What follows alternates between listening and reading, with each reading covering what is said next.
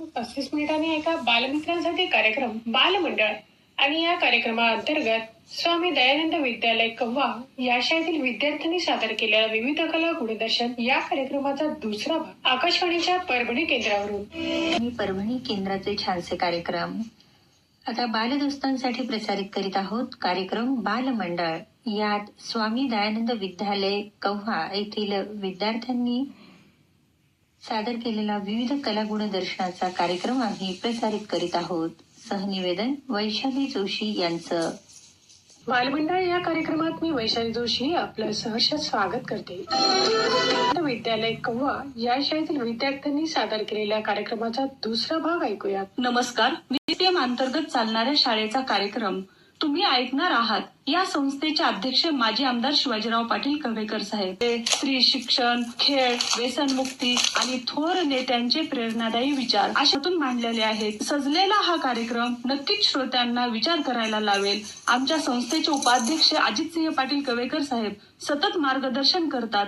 गुणवत्ता आणि गुणवंत विद्यार्थी जर आपल्याला द्यायचे असतील शाळेला तर आपण स्पर्धा परीक्षा, क्रीडा स्पर्धा, अध्ययन स्तर, नवीन तंत्रज्ञानाचा वापर, AI यामुळेच खरी गुणवत्ता वाढते. या कार्यक्रमाचे मार्गदर्शक या शाळेच्या मुख्याध्यापिका श्रीमती अरुणा कांदे मॅडम आणि वर्ग शिक्षिका मस्के मॅडम.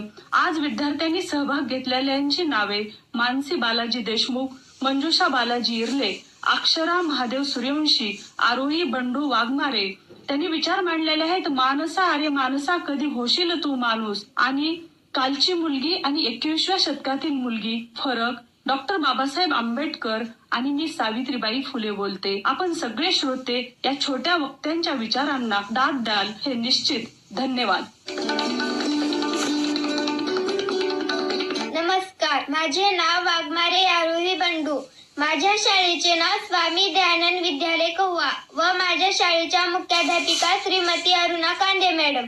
माझा विषय मी एक मुलगी बोलते, कालची आणि आजची. मी एक मुलगी बोलते. माझा आवाज आज जोरात ऐकू येतोय, पण कधी काळी हा आवाज गप्प होता.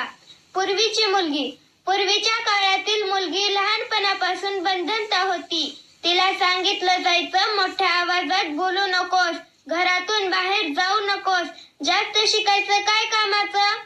तिचं आयुष्य घर, चूल आणि संसार या चौकटीत बंद होतं.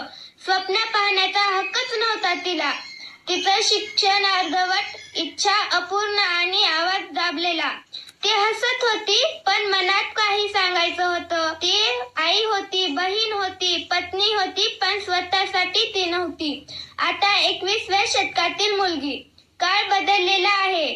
21व्या शतकातील मुलगी फक्त घरापुरती नाही तर विश्वभर पसरलेली आहे. ती डॉक्टर आहे, पायलट आहे, इंजिनियर आहे. मुलगी परवानगी मागायची, आजची मुलगी संधी मागते. पूर्वी ती भीत होती, आज ती बोलते.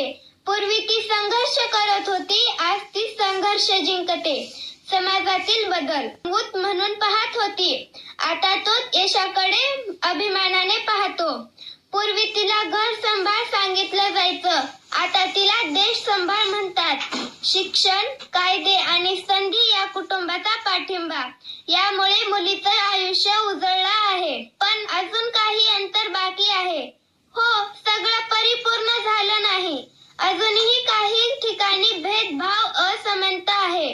पण आजची मुलगी थांबणार नाही. ती बदल घडवण्यासाठी सज्ज आहे. ती म्हणते, मी माझ्या हक्कासाठी लढेन आणि समाज बदलून दाखवेन. शेलची मुलगी गप्प होती, आजची मुलगी जागी आहे. काल तिला सांगितलं